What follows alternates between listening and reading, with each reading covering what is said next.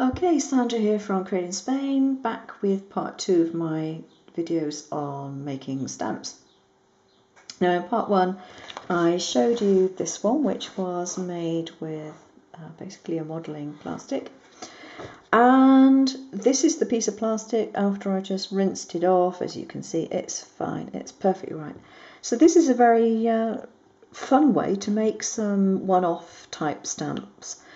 I have no idea what happens if you leave this stuff to air dry. I don't know if it does air dry or whether it will just remain squidgy. I have no idea. I've not tried it to find out.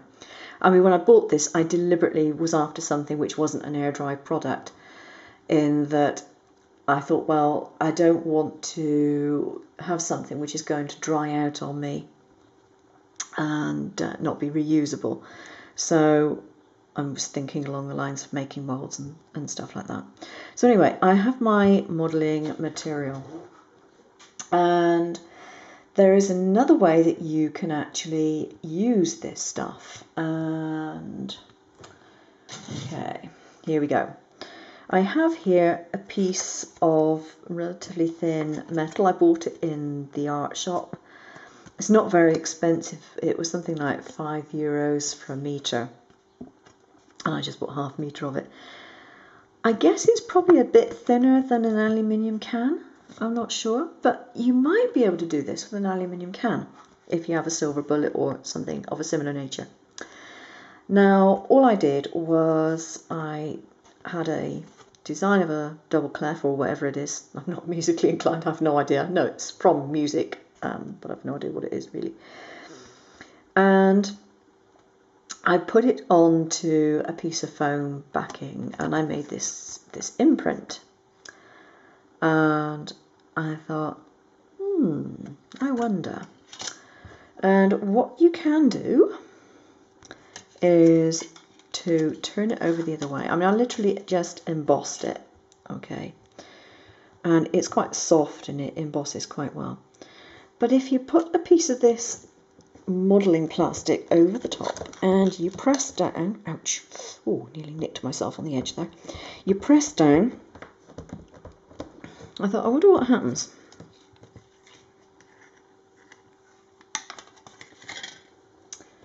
And lo and behold, you do get an indent. Now, I've not done this one very well. I mean, this was just, I don't know, one go at a particular depth and speed, and that was it.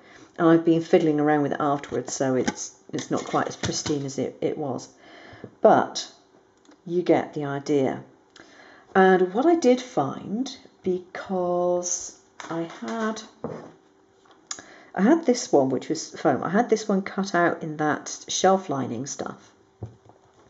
And all I did was I flattened a piece of this and I put it into my clay.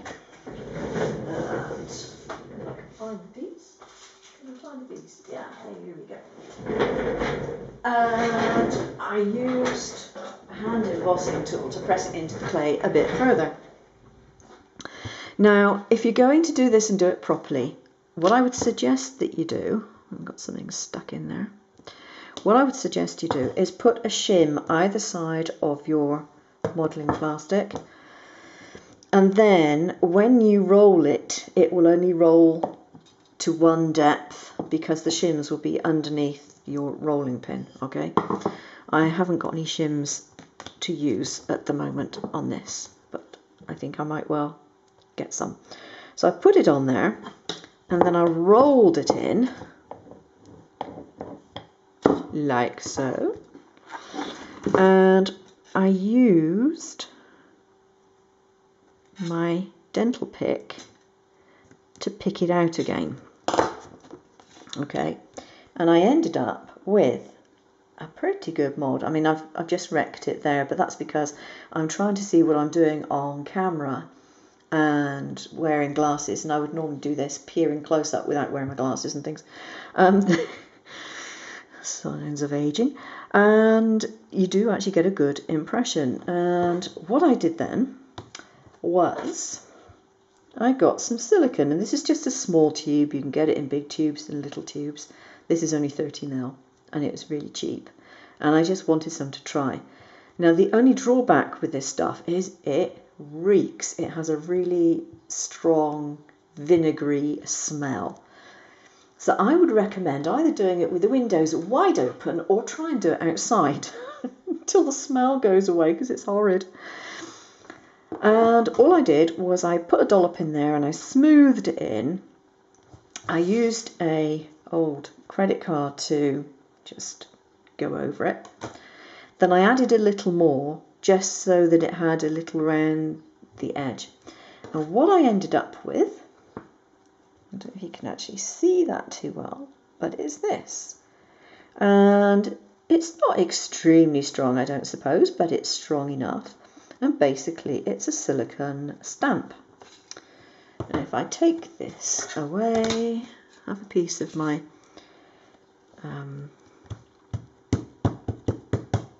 my block here, I can just tap it on there because it will adhere.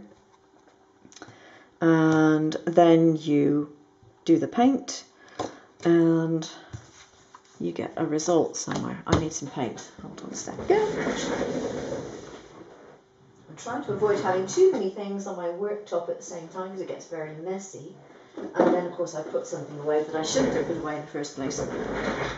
Okay. Now, you might have to forgive the colour on this because I didn't wash my sponge. We may get a bit of colour transfer. We may not. I don't know. Whoops. Maybe put a bit too much down there.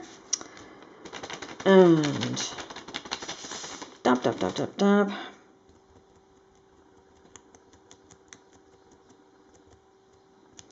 Now bear in mind this was just a test, and I guess if you do it properly you might get a deeper impression anyway.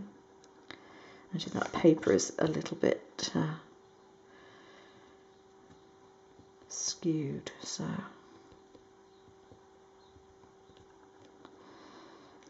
and lift up. Okay, not perfect, but that's me. But you get the idea. It actually does take the paint quite nicely if you're doing it properly. I mean, I would take a bit more care over it. But it does actually hold the paint. And that gives quite a nice impression. As you can see on there, it's actually quite solid. What you do need to do, if you're going to do this though, is make sure that your mould is deep enough. And it has to be left to dry for several hours until it solidifies. But once it solidifies, it's fine. It's great. Now, the other thing that you can do, and we're going back to our metal bit now, what it did occur to me is that instead of putting foam underneath this when it goes into the silver bullet, to put a piece of paper underneath, then put your clay underneath and to emboss directly into the clay.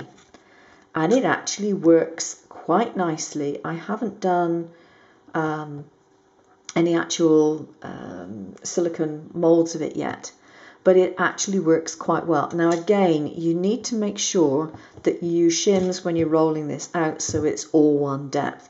But as long as you do that, put a piece of paper under it to stop it from making a mess of your mat. It'll not adhere to the paper. You can put this, better not put it on that because it's wet. Well, you can put it on paper and lift it off. It's not going to be a problem. So just put some paper underneath it on your mat to protect your mat. Put the clay on top, put your metal on top, and go to town with your embossing. Obviously, some designs will be better than others, and it will depend on what point you're using. I got this point, that's what I was using for this one. This one is a custom made one for me. The tip was off of something else. It was off of a cheap tool that didn't work. And I got a lovely chap who lives close to me, who's an engineer, to make me this hollowed out stainless steel holder for it and to bond it all together. And basically you just do your embossing as normal. and if I do a bit harder you might be able to see what happens, because I wasn't putting any pressure on there. But you end up with the embossed image in your clay directly. Once you've got that, you can then make your silicone mould, or your silicone stamp I should say. So that is yet another way of doing things. Some people do little things like this in hot glue. Now they come out okay, but I have had absolutely no success in getting them to stamp properly. There's always bits missing, and that seems to make no difference whether I stamp on the flat side or the side which was air side up when I made it. Maybe someone else has better luck with this, but I certainly don't. The other thing that I did try was putting silicone directly into this. Don't bother. It didn't like it. It didn't dry. I couldn't get it off. It was not good. It was not good. It's possible that you could use this with hot glue, particularly if you put a barrier on this, and maybe a tiny bit of oil or something like that to stop it from sticking. I haven't tried it yet because I think I will probably still get the same problem, that it won't print very well. But I will try it later, and maybe if it works, I'll let you know. I'll do another post and let you know. But I've not tried it yet. Possibly because the glue guns I've got are for fine work, and they don't give out very much glue at a time, which for this you want more glue. More glue is better for this. But it didn't work for me. Okay, I think that's it for this one, and thank you very much for watching. Bye bye.